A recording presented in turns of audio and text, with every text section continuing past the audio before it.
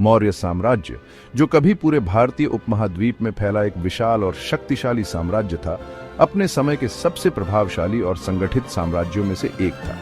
अपने प्रतापी शासक अशोक महान के शासनकाल के बाद पतन की ओर अग्रसर हो गया।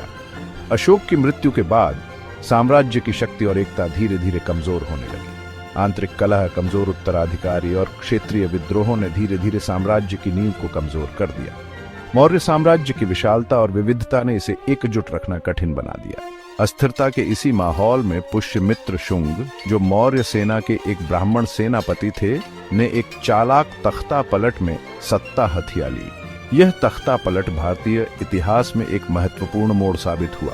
पुष्यमित्र, जिन्हें मूल रूप से मौर्य सम्राट की रक्षा का काम सौंपा गया था, ने एक सभा के सामने उनकी हत्या कर दी। इस घटना ने मौर्य वंश के अंत की शुरुआत की। इस दुस्साहसिक कृत्य ने मौर्य वंश के अंत और शुंग शासन की शुरुआत को चिह्नित किया, जो भारतीय इतिहास में एक महत्वपूर्ण मोड़ था। शुंग वंश ने भारतीय उपमहाद्वीप में एक नई राजनीतिक और सांस्कृतिक दिशा की स्थापना की। साल था 185 बीसी और इसके साथ ही उपमहाद्वीप के राजनीतिक और सांस्कृतिक परिदृश्य में एक नए अध्याय की शुरुआत हुई। शुंग वंश ने मौर्य साम्राज्य की कई परंपराओं को जारी रखा, लेकिन उन्होंने अपनी विशिष्ट पहचान भी बनाई। शुंग वंश हालांकि अपने पूर्ववर्ती की तुलना में अपेक्षाकृत अल्पकालिक था, लेकिन उन्होंने कला, संस्कृति और राजनीति में महत्वपूर्ण योगदान दिया। भारत पर एक अमिट छाप छोड़ी। शुंग काल में स्थापत्य कला और मूर्तिकला में महत्वपूर्ण प्रगति हुई। इस काल में एक विशिष्ट कला शैली का उदय हुआ, जो बाद में भारतीय कला के विकास में महत्वपूर्ण साबित हुई। विद्या और दर्शन का संरक्षण हुआ और शुंग शासकों ने शिक्षा और ज्ञान के प्रसार में महत्वपूर्ण भूमिका निभाई और सैन्य अभियानों के माध्यम से शाही विस्तार जारी रहा। शुंगों ने अपने साम्राज्य की सीमाओं को सुरक्षित रखने के लिए कई सैन्य अभियानों का संचालन किया। हालांकि शुंगों को अपने विवादों का भी सामना करना पड़ा, खासकर बौद्ध धर्म के साथ उनके संबंधों और उत्पीड़न के आरोपों के बारे में। यह धार्मिक संघर्ष शुंग शासन के दौरान एक महत्वपूर्ण मुद्दा था। यह निबंध शुंग साम्राज्य के मनोरम इतिहास में तल्लीन करता है। इसकी उत्पत्ति, उपलब्धियों, विवादों और अंतिम पतन की खोज करता है। शुंग वंश का इतिहास भारतीय इतिहास का एक महत्वपूर्ण अध्याय है। इसकी उत्पत्ति, उपलब्धियों, विवादों और अंतिम पतन की खोज करता है। शुंग वंश का इतिहास भारतीय इतिहास का एक महत्वपूर्ण अध्याय है। पुरातात्विक निष्कर्षों, ऐतिहासिक शिलालेखों और प्राचीन ग्रंथों के खातों की जांच के माध्यम से हम भारतीय इतिहास के इस आकर्षक काल पर प्रकाश डालने का लक्ष्य रखते हैं। यह अध्ययन हमें शुंग वंश की गहरी समझ प्रदान करता है। हम भारतीय इतिहास के इस आकर्षक काल पर प्रकाश डालने का लक्ष्य रखते हैं। यह अध्ययन हमें शुंग वंश की गहरी समझ प्रदान करता है। पुष्यमित्र शुंग का सत्ता में उदय महत्वाकांक्षा और क्रूरता दोनों से चिह्नित था। वह एक ऐसे युग का प्रतीक थे जहां शक्ति और राजनीति का खेल अत्यंत जटिल था। मौर्य सेना के सेनापति के रूप में उनके पास अत्यधिक प्रभाव का पद था, जो उन्हें न केवल सैन्य मामलों में बल्कि राजनीतिक निर्णयों में भी महत्वपूर्ण भूमिका निभाने की अनुमति देता था, जिसका इस्तेमाल उन्होंने रणनीतिक रूप से सिंहासन हथियाने के लिए किया। यह एक ऐसा समय था जब सत्ता के लिए संघर्ष और षड्यंत्र आम बात थी। कुछ ऐतिहासिक वृत्तांत उन्हें एक धर्मी राजा के रूप में चित्रित करते हैं, जिन्होंने एक गिरते हुए साम्राज्य में व्यवस्था बहाल की और अपने शासनकाल में न्याय और शांति की स्थापना की, जबकि अन्य उन्हें एक अवसरवादी यूजर्पर के रूप में चित्रित करते हैं, जिन्होंने विश्वासघात के माध्यम से सत्ता हथिया ली। यह दृष्टिकोण उनके शासनकाल की जटिलताओं को दर्शाता है। अपने उदय को लेकर विवादों के बावजूद पुष्यमित्र एक सक्षम शासक साबित हुए, जिन्होंने अपनी शक्ति को मजबूत किया और शुंग वंश की नींव स्थापित की। उनके शासनकाल ने एक नए युग की शुरुआत की।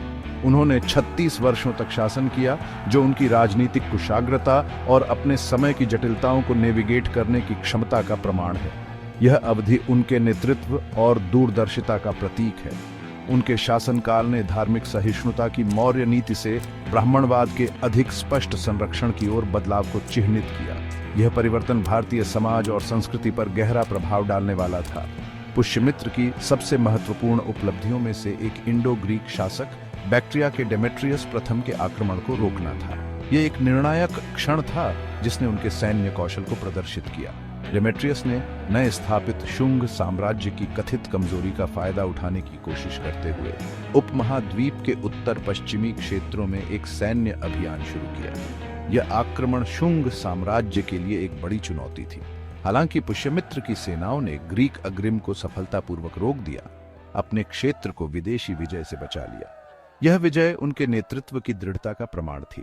इंडो ग्रीक पर जीत ने पुष्यमित्र के अधिकार को मजबूत किया और शुंग साम्राज्य को इस क्षेत्र में एक दुर्जेय शक्ति के रूप में स्थापित किया। यह विजय उनके शासनकाल की सबसे महत्वपूर्ण घटनाओं में से एक थी। यह जीत केवल एक सैन्य जीत नहीं थी, इसके गहरे सांस्कृतिक निहितार्थ भी थे, जो विदेशी आक्रमणकारियों के खिलाफ स्वदेशी भारतीय शक्तियों के लचीलेपन को दर्शाता है। यह भारतीय संस्कृति और सभ्यता की दृढ़ता का प्रतीक था। पुष्यमित्र के शासनकाल ने अपने उत्तराधिकारियों के तहत शुंग साम्राज्य के विस्तार और समेकन की नींव रखी। यह एक ऐसा युग था जिसने भारतीय इतिहास में एक महत्वपूर्ण अध्याय जोड़ा। पुष्यमित्र के पुत्र और उत्तराधिकारी अग्निमित्र को एक ऐसा राज्य विरासत में मिला जो शक्तिशाली होने के साथ साथ कई चुनौतियों का सामना कर रहा था। उनके शासनकाल की शुरुआत में ही उन्हें अपने पिता की विरासत को बनाए रखने और उसे आगे बढ़ाने की जिम्मेदारी का एहसास हुआ। जबकि उनके पिता ने इंडो ग्रीक आक्रमण को सफलतापूर्वक खदेड़ दिया था, उत्तर पश्चिमी सीमाएं असुरक्षित रहीं और अन्य क्षेत्रीय शक्तियों ने नेतृत्व परिवर्तन में एक अवसर देखा। अग्निमित्र को इन चुनौतियों का सामना करने के लिए अपनी सेना को पुनर्गठित करना पड़ा। हालांकि अग्निमित्र अपने पिता के योग्य उत्तराधिकारी साबित हुए, जिन्होंने सैन्य कौशल और प्रशासनिक कौशल दोनों का प्रदर्शन किया।